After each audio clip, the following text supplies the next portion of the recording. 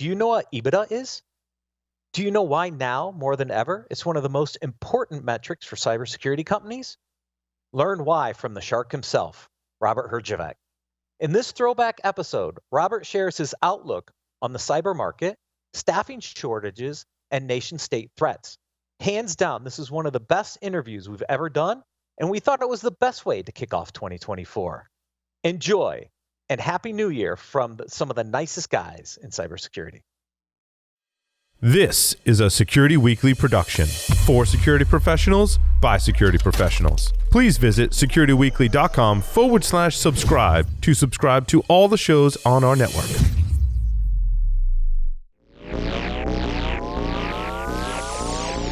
Broadcasting live, it's the show where we explore the business of security to improve the security of business. Your trusted source for actionable insights on leadership, communication, and innovation. Get ready for Business Security Weekly. Robert Herjavec, CEO of Cyderes, is a globally recognized motivational business and cybersecurity leader. For the last 14 years, Robert has been well known as one of the sharks and executive producer of the Emmy award-winning hit show Shark Tank. He is a successful best-selling author and has appeared on stage with crowds from 50 to 20,000 people and with luminaries such as Tony Robbins and Oprah. Robert, welcome to Business Security Weekly. Matt, thank you for having me. My claim to fame is I was the filler in the Oprah and Jessica Alba sandwich. So Jessica Alba did this event where she spoke in the morning and Oprah spoke in the afternoon, and I was the lunchtime speaker. I will let you guys guess which of those three nobody attended. Let me guess. The lunch session? Shocking. I'm like, why is there nobody here? I'm speaking. But Matt, it's actually Cyderes. Oh, Cyderes. Oh, and it stands for Cyber Defense and Response. It's what we do. It is. So, yes. Kind of a nifty name. Thank you for having me. Hello, Jason. Hello, Tyler. Nice to meet you, Robert. Nice to meet you. Nice to meet you guys. It is awesome to have you on. Last week we did what I call my Security Money Show. So for the past 4 years, I've been tracking the cybersecurity market. I actually created what I call the Security Weekly 25 Index. So I've been tracking the top 25 pure play cybersecurity companies, right? So I had requirements when I built this index 4 years ago. You had to be a pure play in cyber. So Cisco's not on the list, right? It's funny. So I went to a charity dinner the other night, and I happened to be sitting at a table. It was like this big fancy charity dinner put on by like George Clooney and his wife. And somehow I was a very minor celebrity. So I sat at a table with these big honchos from Cisco. And so I sit down with them and I was like, hi, what do you guys do? And they're like, oh, I'm a security guy. And they're like, oh, who are you guys with? And I said, well, we're Cisco. So I said, do you think Cisco's going to get in the security business one day? It was much funnier to me than it was to anybody else at the table. Let me just say, I will not be getting a Cisco Christmas card anytime soon. The other one, by the way, that's not on the list is Oracle, who also thinks they're a cybersecurity company. But what? Oh, come on. Yeah. Why would Oracle? Oh, because they have a 30-year-old identity product that people use and think they've gone to hell because they have to continue to use it. Got it. That's accurate. So those, yeah, exactly right. That's why I had to set the criteria, right? That's why they're not on my index. But we were going through last week.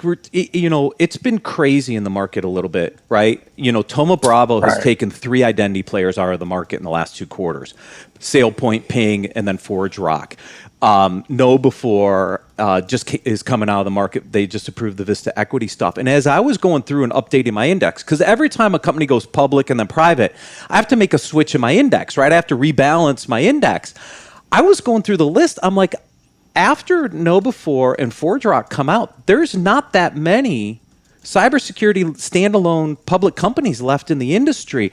I'm just curious, like, from your vantage point and your view, like, is this a good thing for the industry? Isn't it a good thing? Because we had this great momentum 18, 19, 20 of getting companies into the market. But now we're seeing them come out, and I'm not seeing new companies come into the public markets. So is your index only based on public companies, Matt? Yeah, right now I've only been doing it based on the public companies because I can get access to Got the it. data, right? So, yeah, so great question. So obviously I'm deeply invested in this market for a bunch of reasons. Partly because I just love it. I mean, even before I even had a little bit of money, I've been doing cyber since I was 21. So love it, speaks to me deep in my soul. I think there's a couple of things happening. That's why I asked you about the public. I think it's becoming harder to go public. I think one of the things we've learned over the last while is there's been a real alignment between public markets and private markets. There's too much cash in the private markets. The equity companies have raised more money than anybody, and they've been super successful. So if you think about it, if you were an equity firm and you basically invest at the rate of the market, you look great. And when you look great to your investors, guess what your investors do? They give you even more money. And eventually you need liquidity and everybody goes public and everything's wonderful. In the last 6 months, the entire world has completely changed. And the biggest change hasn't been inflation, hasn't been the macro component, it's been profitability. So what people don't talk about is inflation is going up and the world is changing. The credit markets have basically stopped. If you don't have a path to profitability, it's getting really, really hard to raise money. And if we're being honest, many of these companies, whether they're good or not, went public and raised money based on the premise somebody else will give them more money. In the space that we play, as an example, managed security, we're the only company that makes money. A year and a half ago, when I did my deal with APAC, we sold a majority stake to APAC's big equity firm. One of the things I was really proud of was that we made money. I own 100% of my business. I mean, I didn't make it for the investors. I made it so if we didn't make money, we would go bankrupt. So it was really important not to go bankrupt. That's why we were profitable, because we have no outside investors except me. Nobody cared. We had 20 equity firms go through our deck. When I got to the point that I was so proud of about how much money we made, guess what? Every one of them said, oh, we don't care. Skip through that. Today, if you're not profitable, you're going to have a very, very difficult time raising money. So I think you're going to see a contraction, but that doesn't mean there aren't many, many, many great private companies out there in Israel, in Canada, in San Francisco, and everywhere in the US that are starting. I think they're just going to be smaller for a while. That's kind of my view of the market. Does that correction, I was going to say, does that correction lend itself to problems where all of the big players that had all the money and were leveraging that capital to invest in all these places, we have that scale at all costs that we've now shifted to a smart scaling market, which has corrected and been a good thing. But does that lend itself to not allowing innovation and allowing those big players like we've seen to pick up like 3 identity providers and take some of the innovation off the market? So fantastic question, Tyler. So who the hell knows, right? Like, is this state, let's look at just the identity market in and of itself. If I wasn't in the managed security business and I had to start a company yesterday, I would have started an identity company. If you look at the state of identity in the world today, you've got I know we were joking around about Oracle, but everything we said is true. And then you've got people like you have very old legacy-based systems that are just way too complex, don't really work in the face of the lack of the perimeter, and identity is every employee. So super fast-growing market, super critical, right? Like if I had $1 to spend, I would spend identity, but pretty soon, meaning even the new players, the SailPoints, the ForgeRocks, the Oktas of the world, highly complex. I don't think any of us in this call have ever met somebody who bought an identity solution, started on time, finished on time, and said, that was easy. I always jokingly tell customers, identity is the SAP of the security world. It's like the gift that keeps on giving. The projects never end. Now, as a business guy who owns an identity company, I'm not complaining. But I think we would all agree there needed to be some level of simplicity. Do I buy one solution for provisioning and then another solution for, privilege access, and then another, like there's so many little niches of the identity business which shouldn't exist in a relatively small market. So I think on the first point, consolidating some of those players will be goodness because they'll make the rollout of the technologies faster.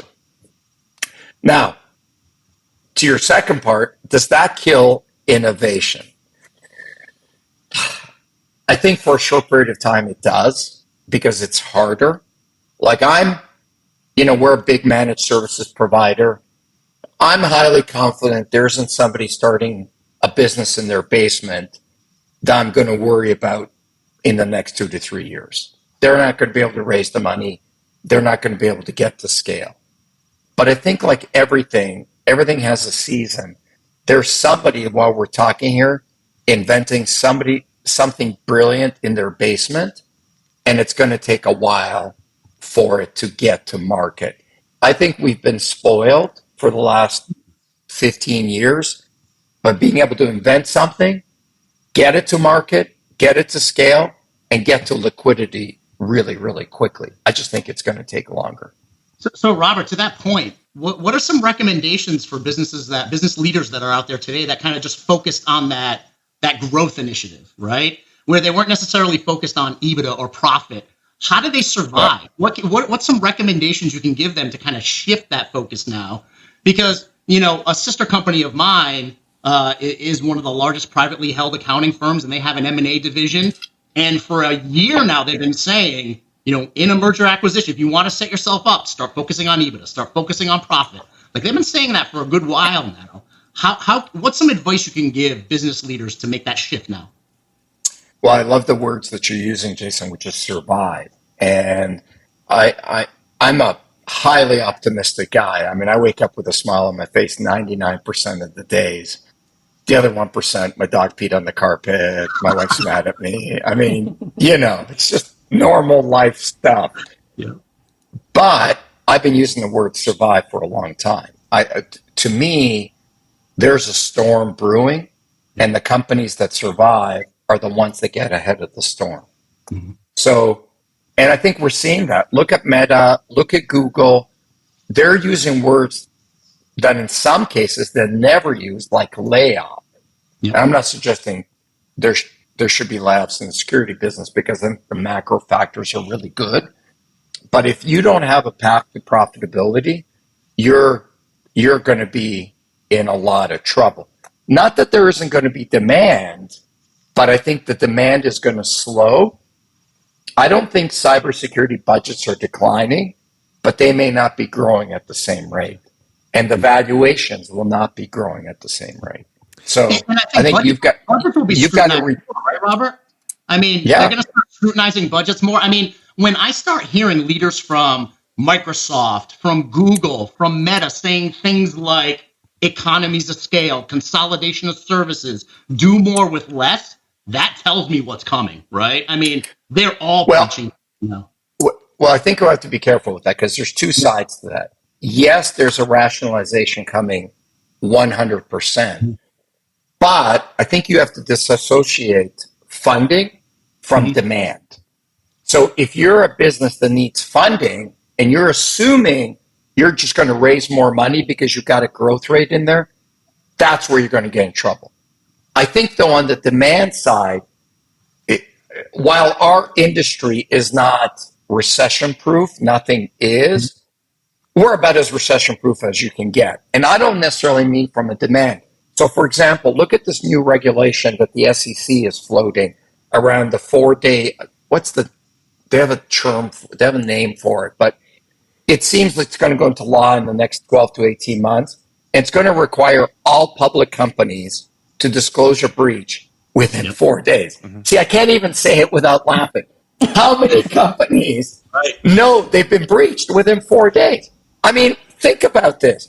And now the SEC is going to put in a penalty that if you don't report within, and then you look at all the different privacy regulation, the new EU privacy regulation. Australia has a new privacy regulation. I love to think that everybody loves security as much as I do. And I love to think that the CEO of every enterprise company wakes up every day and says, how can I spend more money on cyber? But the reality is 50% of the spend in our space is compliance driven. And we have to ask ourselves, is there more regulation coming or less regulation? And there is definitely more regulation coming. In a tightening economy where there's more competition, the last thing you want to do is be offside. So I'm as confident as I can be about the macro conditions of demand in our space. Yeah, I think, Robert, you highlight what we're hearing from our CISOs, right? From our CISO advisory board and others. They're not necessarily getting more money, but they're not losing money. Budgets will probably stay pretty flat initially. They're looking for consolidation moves where they can start to consolidate around their vendors. 60 to 70 security vendors most organizations have, right?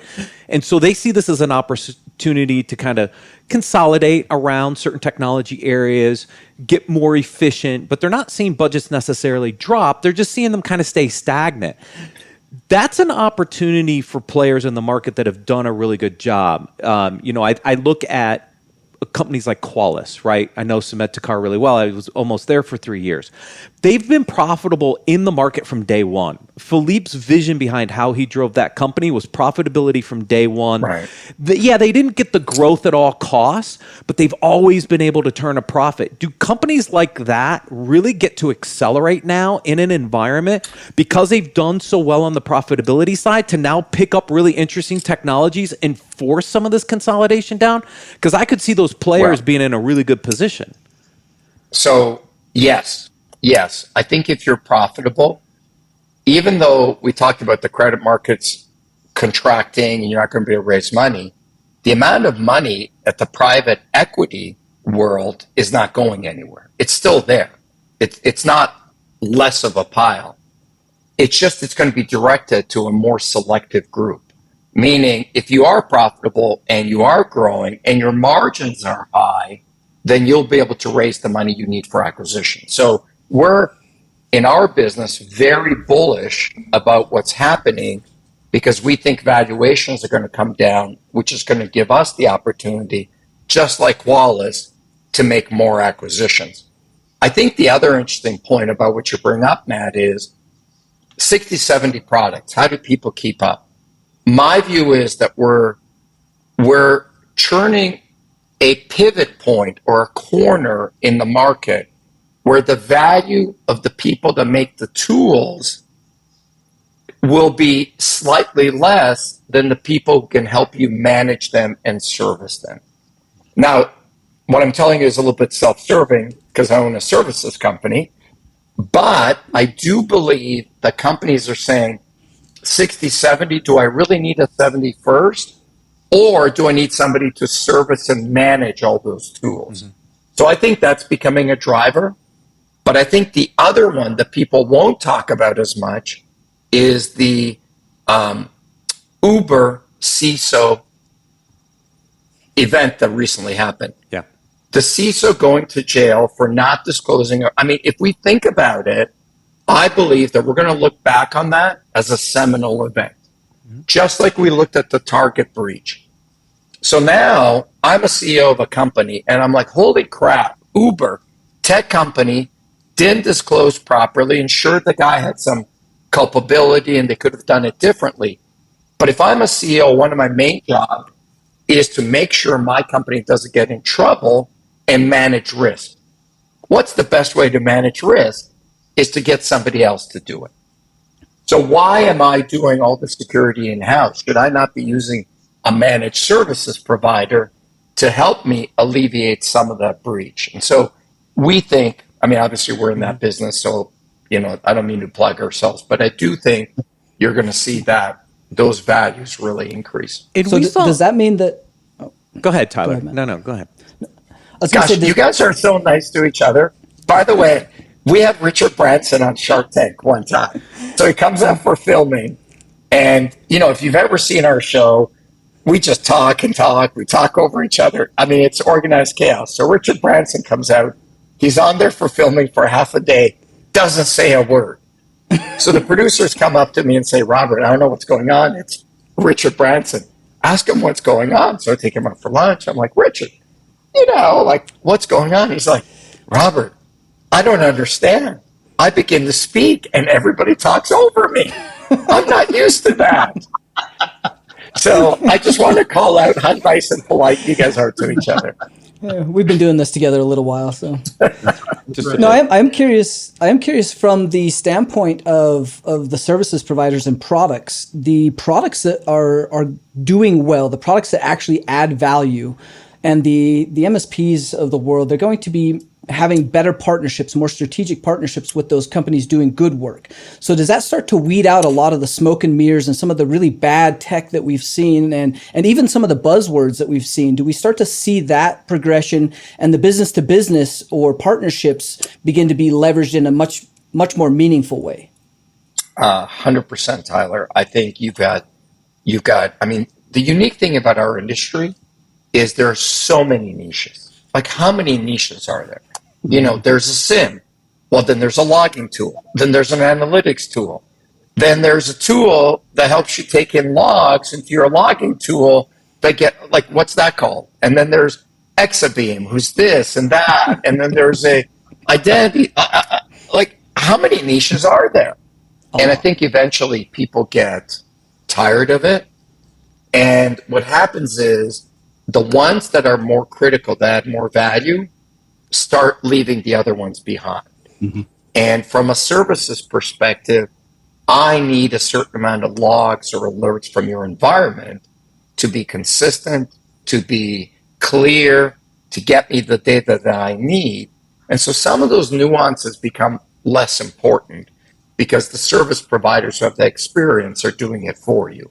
And I think eventually customers get to a point where they say, yeah, there's something that does the other 2% better, but is the other 2% worth an entire new budget and an entire new team to put it in? And I think we're entering the phase where, no, it doesn't. Yeah. And Robert, I think that takes the service provider to the next level as well. Because in order for the service provider to be successful, you need to become a business partner, right? You can't just be transactional and be successful. We've seen the SIMSOC service provider. We've seen all that. I think the new age is becoming a business partner, understanding the business, being able to align to the business, being able to work with the business, and becoming that long-term business partner. Is that where you see the managed service provider space going? To add more value? Yes, for sure. I think that the value conversation is really key. But interestingly, Jason, what's happening in that market is the market is growing so quickly that the market is looking for clarity. So if we were on this call a year ago, I would have said to you, one of the advantages we have is we're a managed service provider, but we also do professional services, product, and identity. But what the market is telling me now is we find that confusing. If you're a managed service provider, we want you to be a managed service provider. Because from a valuation perspective, we want to compare you to other managed service providers. And if you're an integrator, we want you to be an integrator because we want to compare you to other integrators. So it's not a solution set from a customer perspective. It's more of a market reality that's happening. Interesting. So, Robert, you were talking about, outsourcing to service providers. I've seen this script play before. Early days of Sarbanes-Oxley, we did a lot of third-party outsourcing in the financials, and the regulators came in and said, yes, you can outsource the function, but not the risk. And I think the challenge we still have in this industry is we're not really measuring risk. We're still measuring things like incidents and response times. We're not measuring risk. And my fear is, yes, I could outsource to a managed service provider. And I think that is strategic for a lot of organizations. But as an entity, I still have to understand the risks associated with all of my data and where it's at. Are we mature enough yet as an industry to really have the risk conversation at the business level, at the board level, or do we still? I still think we have a ways to go. I think we lack the risk maturity still. So baby steps. I think we're at baby steps. I think a year ago we weren't even at the crawling stage. Now the baby's crawling, it's about to walk. It's very early days. By the way, Matt, I don't like using the word outsource for exactly the point that you said. When my competitors use the word outsource, what I worry about the companies here, I'm giving the responsibility of risk to somebody else. One of the things I always say to customers is, I will never know your business like you know your business. So while I can do some of the functions, the tier one, the SOC, the alerting, the analysis, the threat, I'm confident I can make your security systems and process better than most enterprises can. What I can't do better is tell you where the risk is. So it's more about, have you as a company did everything in your power to alleviate the risk? Meaning, are you using a provider as a partner to do some of that SOC services? But the applications, the core data that you need that's integral to you, that's something you'll never be able to out-risk. I mean, never say never, but we're a long way away from that. Yeah, agreed. I'm curious, what do we see over the next year, right? We're going into an interesting time. We're getting ready to go into the midterms. We've got high inflation from a macro level. How long does this last? Are we in this slog for a year and a half, 2 years? Do things start to loosen up next year in the second half? Like, what are you seeing? Because I think it's a really interesting time for a lot of organizations, and I'm just curious, like, when do things get better, or are we in there for a while? It's a great question and very topical. So Apex, who's our equity partner, just had their annual conference where they brought in all their portfolio companies, big bankers and people like that. And I went into that was in Madrid last week. And I went into that thinking, to your point, next summer, spring, we're out of this. I left realizing it's probably going to be 2 to 3 years. What's unique about this recession that we've never seen before is the lag time to different markets. So the capital markets were the first to realize things are going bad, partly because interest rates started to go up so quickly. Private markets are only now coming to that realization. Credit markets only now realizing that. Guess who hasn't realized that yet? The consumer. This is one of the longest gaps between economic slowdown to consumer spending that we've ever seen in a cycle like this. And why is that? Consumers have lots of stimulus money and they're living off their savings. But that's not sustainable. Some European countries are already seeing double-digit interest rates. And I think we may see the same thing in North America. So somebody like anybody who's buying anything on credit, their payments are going to double or more in the next 12 months. It's going to take a while for that to work its way through the system. And I think the one thing we've seen, which surprised me, honestly, was how aggressive the federal governments are in pushing down inflation, trying to push down inflation. Right. I think we're going to see another 75 basis point increase in the next announcement. And then I think we're going to see it again and potentially 1 or 2 more times. So I don't know if it's going to be 2, 3 years, but we're going to be like this for a while. Yeah, and we predicted the same thing last week. I think a 75 basis point in November and December, One of my colleagues said, "Nah, it's going to be a full point in December. We'll see." I have him on the record. Maybe It could right? be right if we don't see Yeah. these rates come down.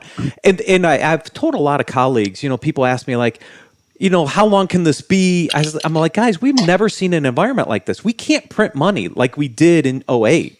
Quantitative easing is not, because it only makes the inflation scenario even worse. And so, I think realizing that we're in this for potentially a couple years is important for leaders out there to understand, based on where their business is, what do they need to continue to do to be prepared? And what do new startups in this space need to do to be better prepared? Because there is still growth opportunity, but it's going to be at a different valuation. It's going to be a lot harder to raise money than we've ever seen, at least in the last 15 years.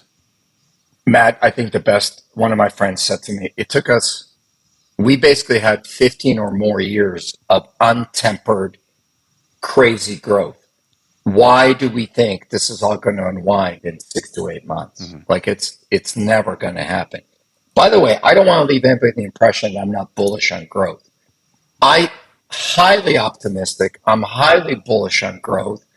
I just think it's going to be different, right? Like I think we're a word that was not sexy for a really long time has now become the Giselle Bündchen of the security world. And that word is EBITDA. EBITDA, thy name is Giselle.